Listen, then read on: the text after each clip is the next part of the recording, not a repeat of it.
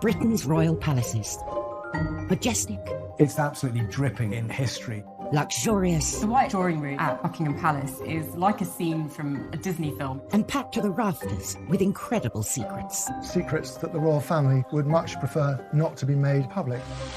From royal courtships to royal births to royal marriages and scandals, the palaces have played host to all of that. This series goes behind palace walls. The royal palaces represent the monarchy and have incredible history. We'll learn how these iconic creations were built. 16th century kings built with brick in a way that we wouldn't recognise today. This is George IV leaving his mark on the centre of London. Uncover the spectacular palace art housed within. The royal collection is vast, and I mean vast. It has more than 1 million objects spread across all of the royal palaces. Just imagine what has been collected over centuries. So this collection is unlike any other collection in the world.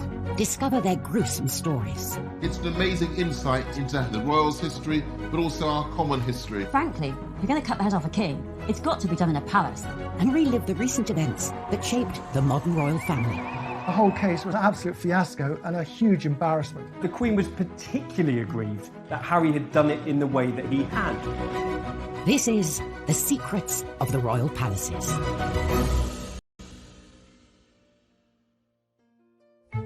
This time, we reveal the troubles behind the tribute to one of Kensington Palace's most famous residents. The sculptor has to please every single one of Princess Diana's billions of fans, but also 2 royal princes who are very used to having things done their own way. The epic story behind Windsor Castle's origins as we uncover its ancient kitchen secrets. The food that was made there has fed all kinds of illustrious figures from history. We discover hidden treasures inside a palace within a palace. I mean, this dollhouse, you actually wish that you were miniature so you could go live in it. Explore the mysteries of the strange Balmoral Pyramid. We don't really know who made it, where the materials came from. It just seems to have appeared. And reveal the shocking measures taken to protect a queen in palace isolation. If you break this 16th century lockdown, you will be killed on the gallows. The United Kingdom's royal palaces have a unique power to capture the imagination.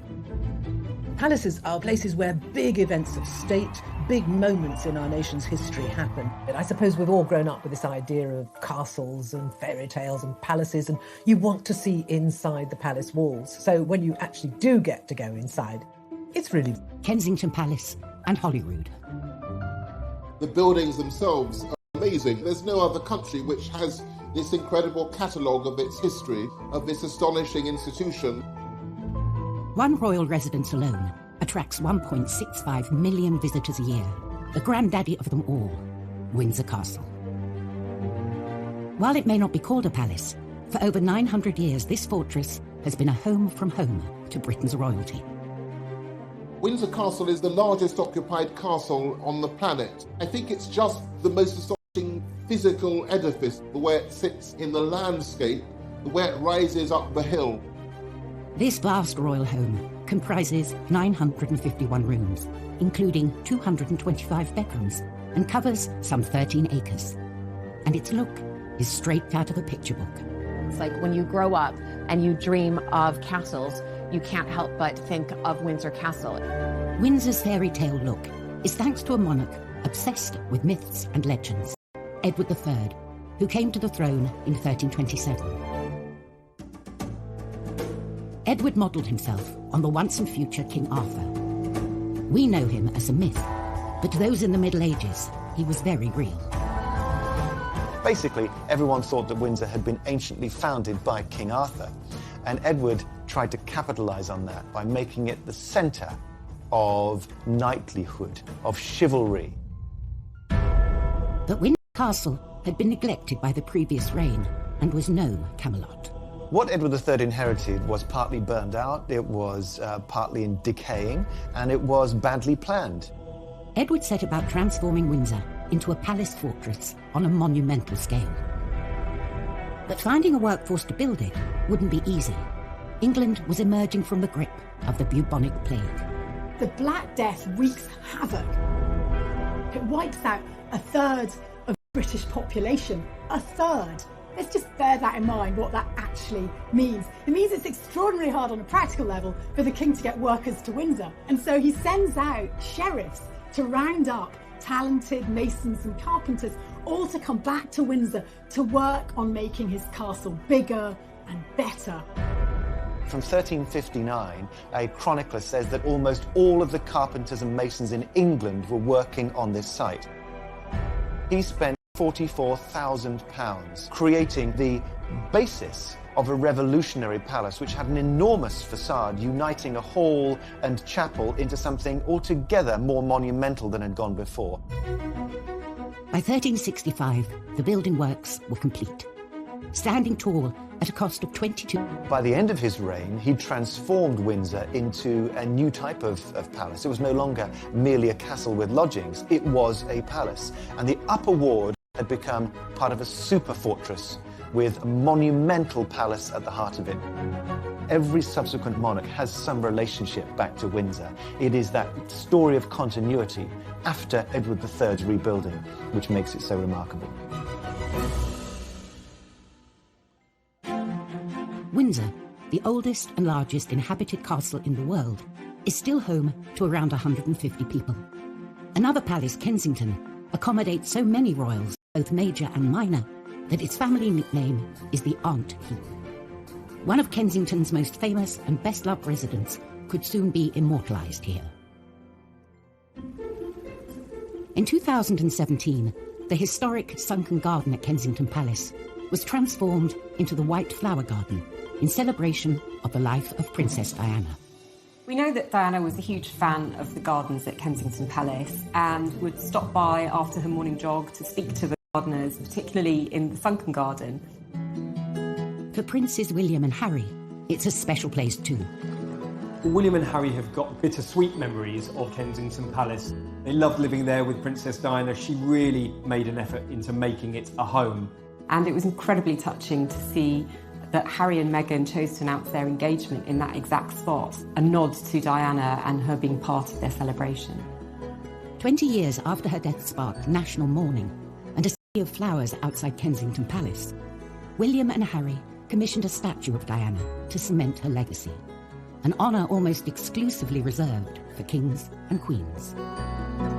At Kensington Palace, there's a lovely statue of Queen Victoria in her coronation robes, but amazingly enough, it's made in marble by Queen Victoria's daughter, Princess Louise.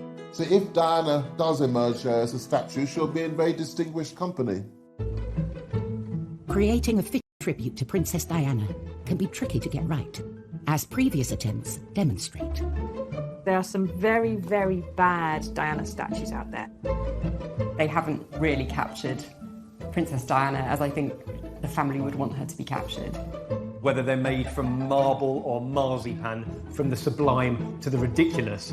There's a whole army of Diana statues in China.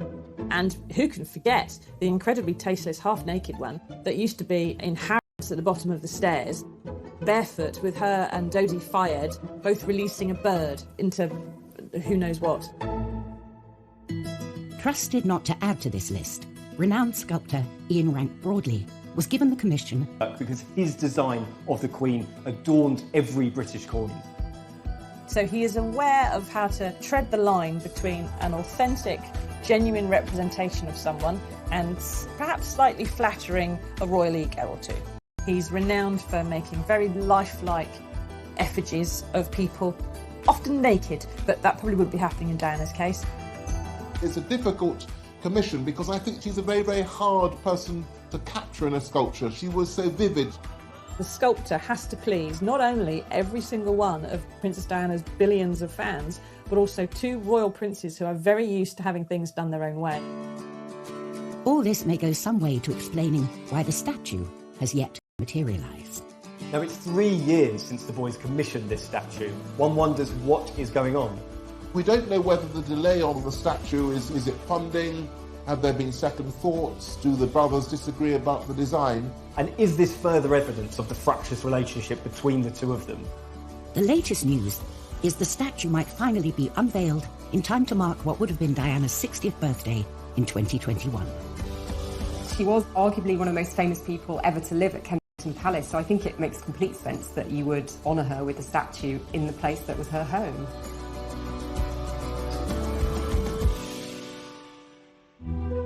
Coming up in Secrets of the Royal Palaces, palace doctors only make things worse for one unfortunate queen. She's sick, she's being treated with hot irons on the forehead, her feet are being baked. It's utterly torturous. And inside the infamous Sandringham Summit, what really happened? They wanted to get as private as possible. They didn't want anything being leaked to the press.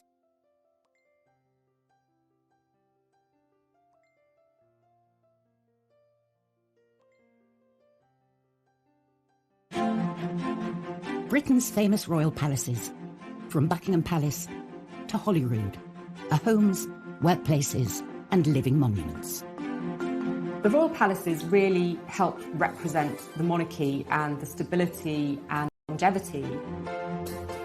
You have centuries of tradition, priceless artefacts, and I think we're very lucky to have them. Windsor Castle has been home to 40 monarchs and has stood for almost 1,000 years. In 1992, a devastating fire broke out, burning for 15 hours and tearing through 115 rooms.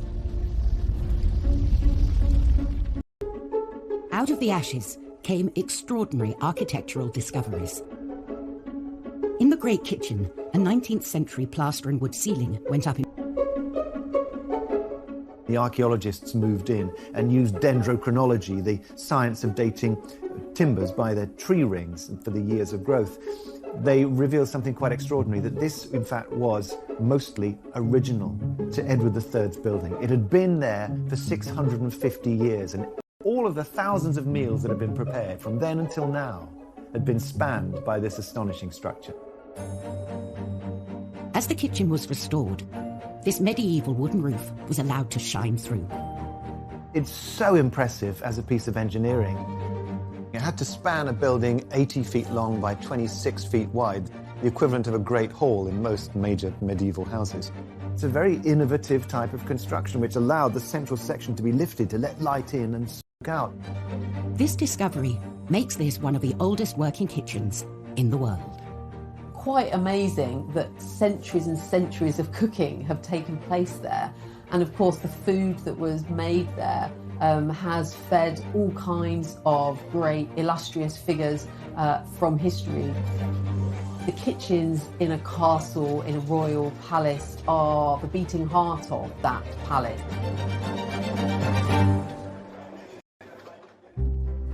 The kitchen itself measures over 2,000 square feet, and throughout history, it's been surrounded by a warren of larders.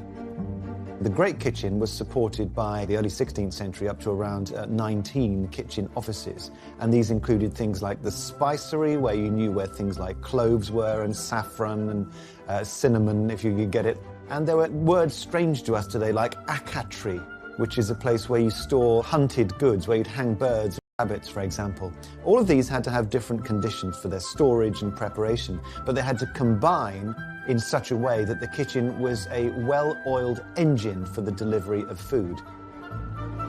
Today's kitchen reveals snippets of its long history, from its medieval roof to the copper pots dating back to the reign of George IV 200 years ago. And as it has done throughout history, it is still preparing banquets to be served in the nearby St. George's Hall. I don't think we can underestimate just how incredible, really, it is to know that these kitchens, which are still so relevant today, this idea of the royal family evolving with us and that journey through food being witnessed over a period of centuries. So staggering stuff. The Windsor Castle kitchens catered for the fairy tale wedding of Harry and Meghan, serving seasonal British food to 600 guests.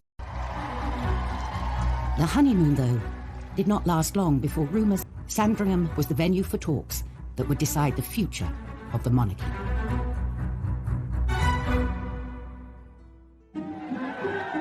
Christmas at Sandringham, the Queen's winter residence, is a royal tradition.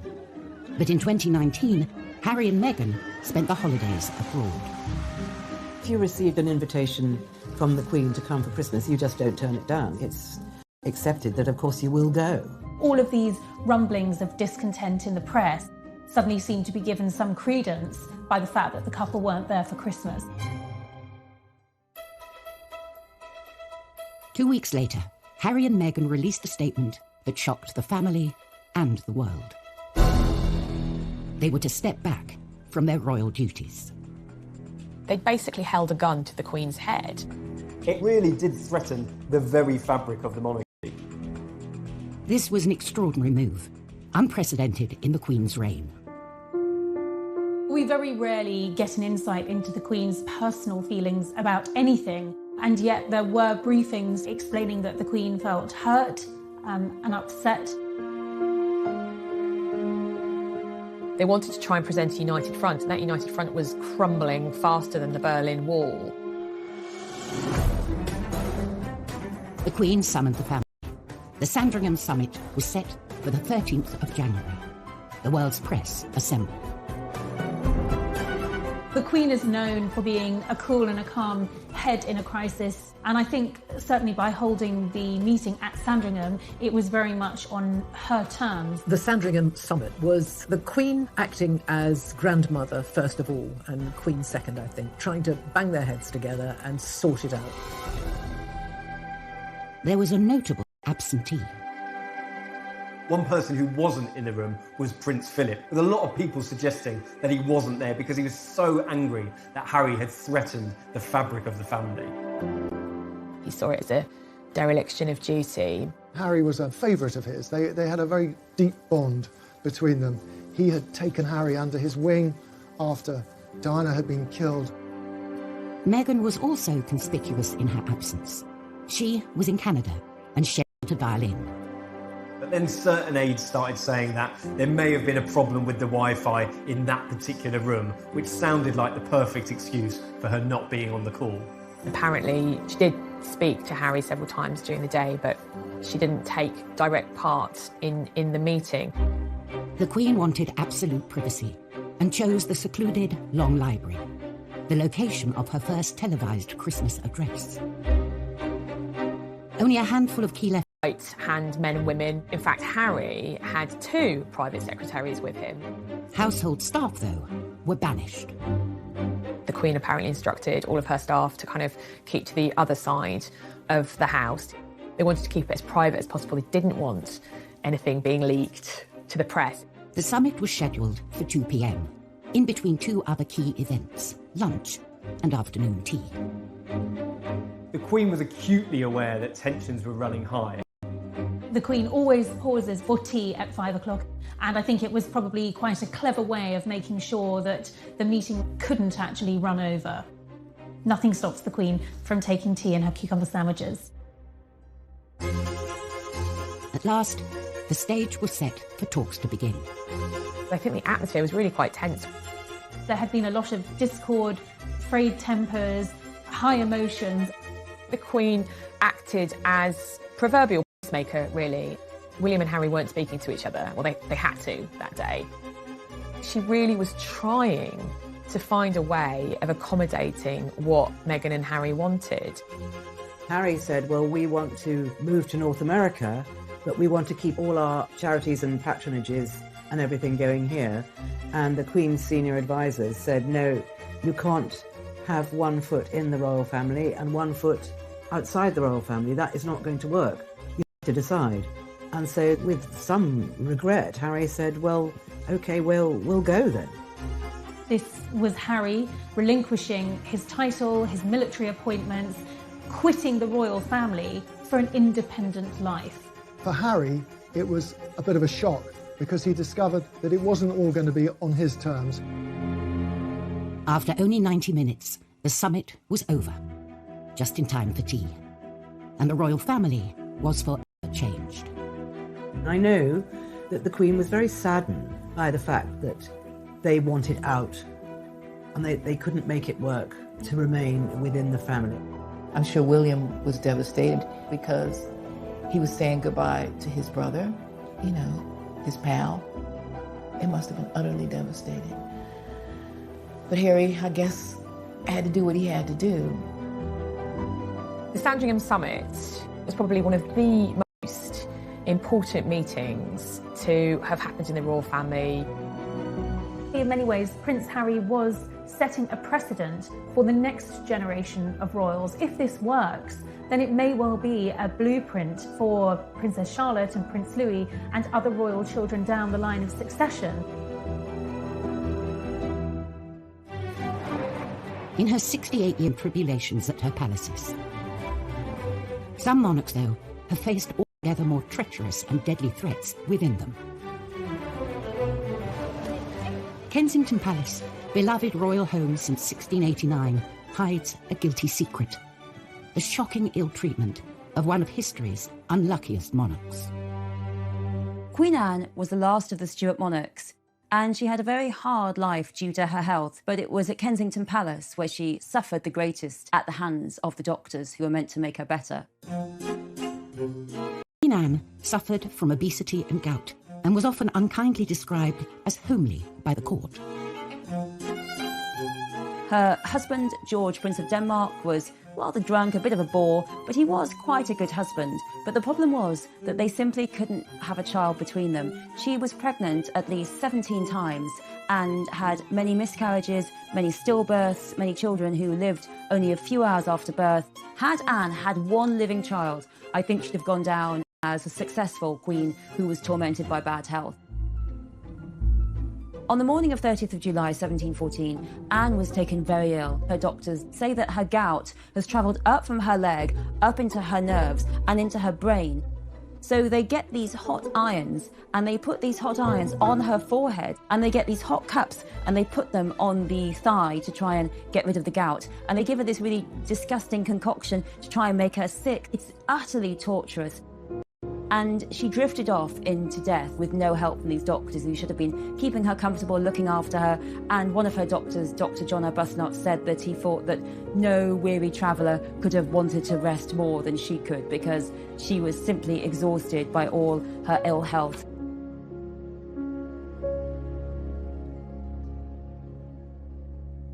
Coming up on Secrets of the Royal Palaces, we reveal the luxuries inside the world's tiniest palace. There are bottles of wine and champagne that are actually filled with real wine and champagne. So just in terms of the miniature wine collection, it's probably worth a fortune. And the incredible story behind grieving Queen Victoria's monument to her lost love. To put the whole of Albert in gold was very extravagant and somewhat controversial.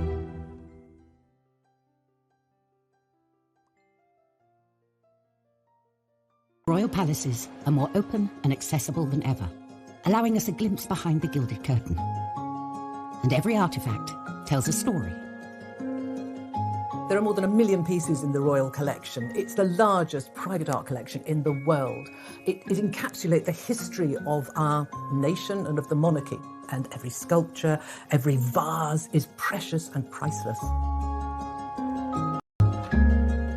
In Windsor Castle's collection, there's a perfect snapshot of royal life 100 years ago. Queen Mary's doll's house. This is one of the most popular, best-loved objects in the whole of the Royal Collection. It's a doll's house version of a palace. And that might sound like something for a child to play with, but this is absolutely not a toy. Built in the 1920s, the doll's house was an inspired present from the king's cousin, Princess Mary Louise, to his wife Mary. Queen Mary really enjoyed miniatures. She loved having these teeny tiny objects that were replicated from real items, but on a small scale.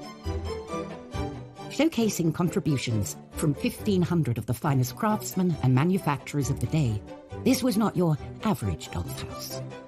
When it's closed, it's already quite a big object. It's 5 feet tall, but when you open it up, it's completely astonishing.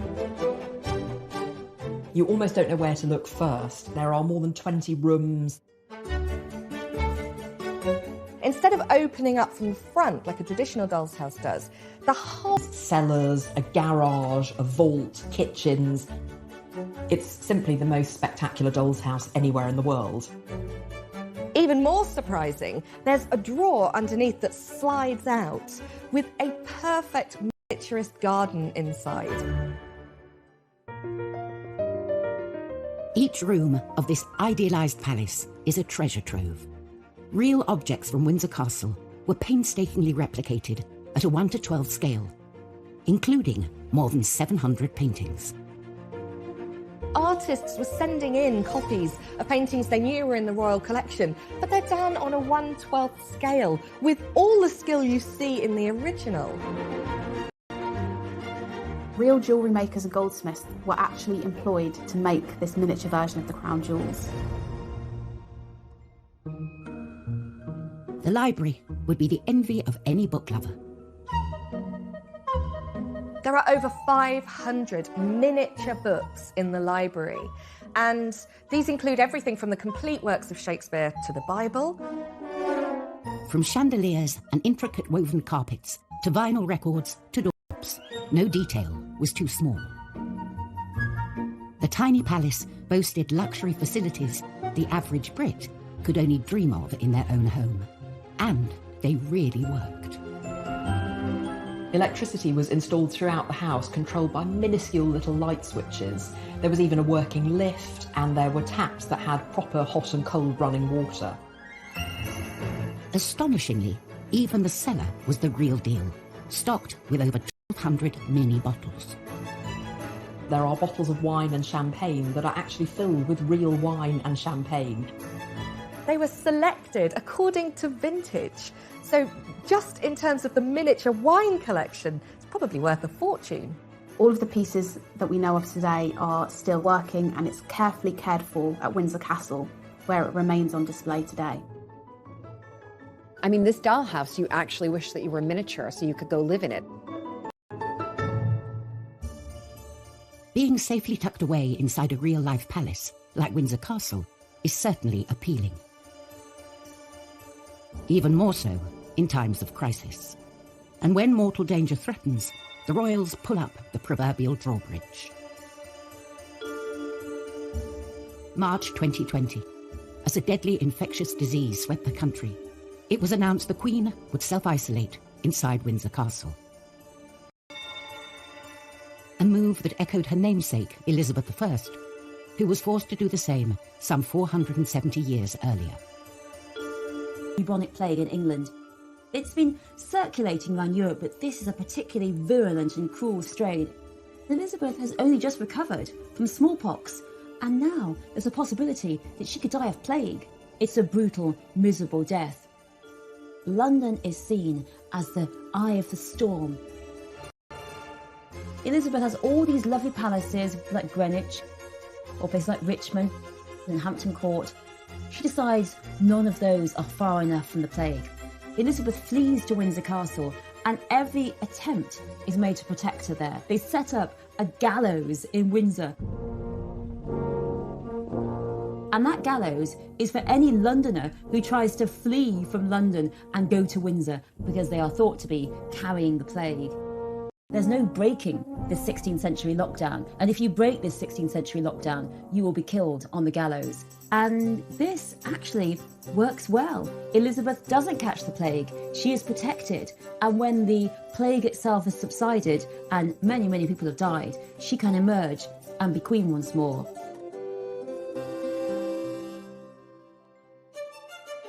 One famous monarch who lived and entertained at Windsor Castle was Queen Victoria. In 1861, her beloved Prince Albert died here and was buried in a specially built mausoleum. It was not Victoria's only memorial to him. A stone's throw from Kensington Palace, Victoria's childhood home, is a gleaming golden giant. It's very bright and golden and slightly gaudy. A monument to Victoria's love for her lost husband. The Albert Memorial is Britain's Taj Mahal. In the autumn of 1861, Prince Albert was diagnosed with typhoid, and he died just a few days later. He was only 42, and of course Victoria was completely devastated. Thought soon turned to providing a suitable tribute for Albert. Apparently, Prince Albert left instructions that there should be no memorials to him whatsoever. So Queen Victoria obviously ignored that. This memorial would be far from humble. The Queen gave the commission to star architect of the day, George Gilbert Scott. George Gilbert Scott was a pioneer of the neo-Gothic movement. It was a really radical period of architecture and art, looking to the medieval past, to vaults and arches and those sorts of colours and sensations that you get inside a great cathedral. And his vision for Albert's memorial spared no expense. His plan was to build a sort of, and it would have these enormous granite steps leading up to a massive oversized sculpture of Prince Albert. This vision did not come cheap, and a major chunk of Scott's budget went on some serious bling. With all the sculptures, you might see gold gilding used on the face, but to put the whole of Albert in gold, to have him completely gilded, was very extravagant and somewhat controversial, but Victoria loved it. Everything about the memorial coming together was supposed to show Albert as cultured, as visionary. He's sat there holding the plans to the 1851 Great Exhibition, which he himself helped to organise and put together. The memorial would be surrounded by imposing sculptures, celebrating his passion for the British industrial age and the rapid expansion of empire. On each corner, you have the 4 continents. You have Asia, Europe, America, Africa. Then you have monuments to really the things that Britain were founded upon: manufacturing, commerce, agriculture, and engineering. One of the most interesting things, I think, about the memorial is actually what lies underneath. There are 868 brick arches, which look like a sort of catacomb in a honeycomb shape. It's a complete feat of engineering, and it supports this enormous set of granite steps above. The Albert Memorial took 10 years to complete and was finally unveiled in 1872. Coming in at the eye-popping cost of £120,000, around £14 million today, paid for by the government and public fundraising. It's a really hugely ambitious memorial. It's about a vision outwards and forwards. But I love the fact that it's also, on another level, a really intimate gesture of the deep love and the lovesickness of Victoria after Albert's death. Still to come on Secrets of the Royal Palaces, the other Albert Memorial, we discover the mysterious Balmoral Pyramid. It is really not what you would expect to see in the middle of the Scottish Highlands. And we reveal the secret structures of the chapel at Windsor Castle. There are no mistakes in this building. There's absolute refinement in the way that the bases of the columns produce shafts that rise through the architecture, around the vaults, and then back again. Kensington Gardens, once the private gardens of Kensington Palace, house the Albert Memorial, Queen Victoria's most lavish tribute to her late husband. 500 miles away, in the grounds of Balmoral Castle, Victoria commissioned an altogether more private and mysterious monument. It's like being immersed in a different world going up to Scotland. This was their patch where they could do things how they liked. Hidden beneath these trees lies something more at home in Egypt than the Highlands.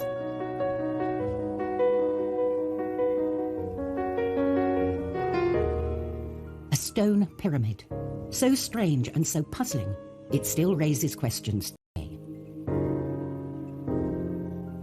The mystery of the Balmoral Pyramid actually runs even deeper. We don't really know who made it, where the materials came from, when it was constructed exactly. It just seems to have appeared.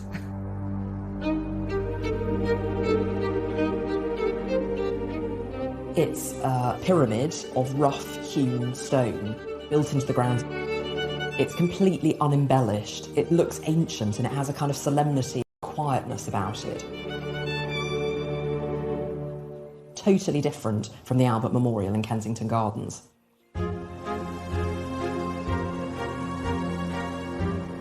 The pyramid was built from granite in 1862, but other details are shrouded in mystery. We still don't know who built it or how.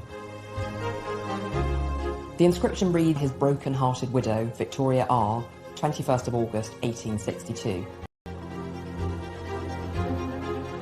I think Albert would have loved the Balmoral Memorial, probably more than the Albert Memorial in London, because it's truer to this sense of his curiosity across time.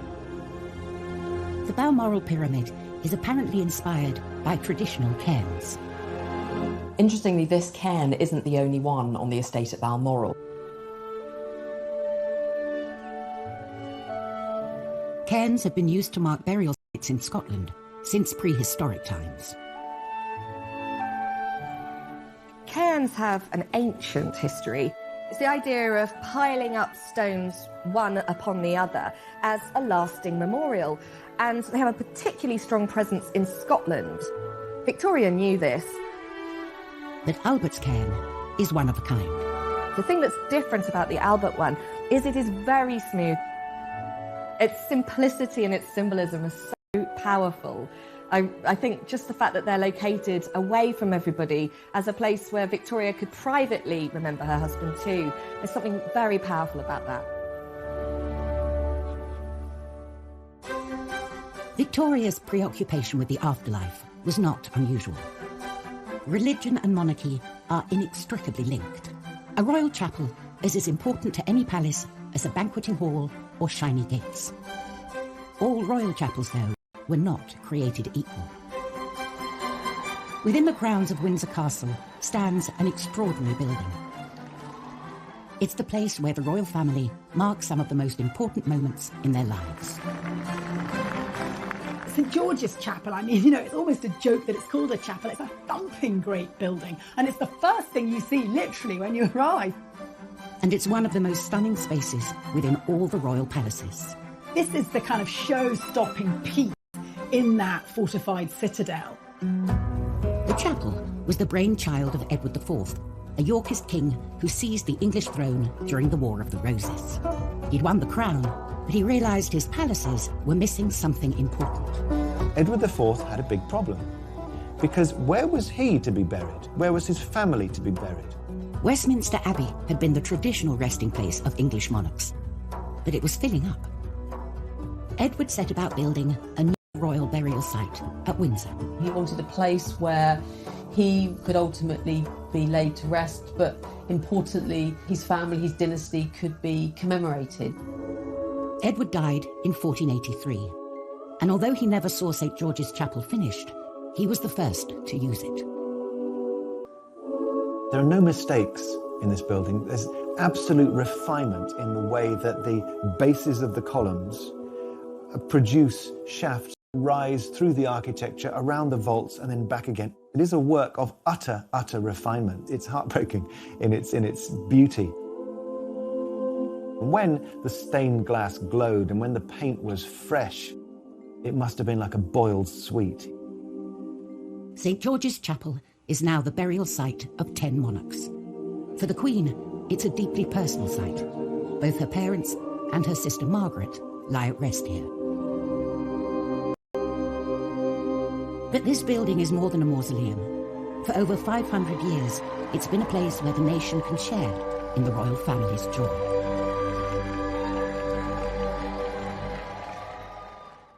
Next time, an undercover journalist infiltrates Buckingham Palace.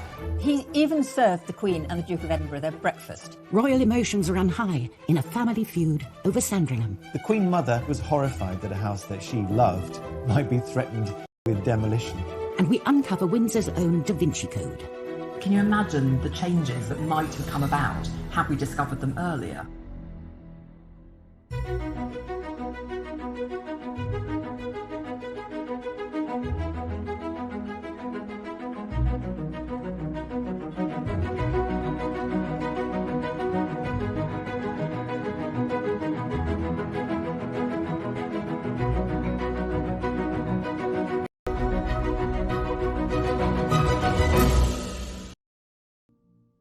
Or places like Richmond and Hampton Court, she decides none of those are far enough from the plague. Elizabeth flees to Windsor Castle and every attempt is made to protect her there. They set up a gallows in Windsor.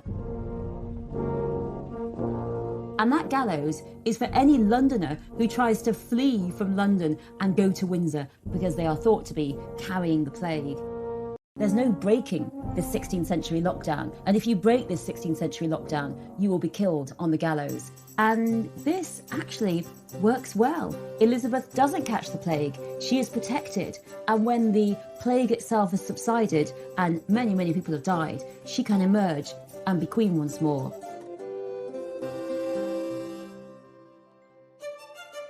One famous monarch who lived and entertained at Windsor Castle was Queen Victoria. In 1861, her beloved Prince Albert died here and was buried in a specially built mausoleum. It was not Victoria's only memorial to him. A stone's throw from Kensington Palace, Victoria's childhood home, is a gleaming golden giant.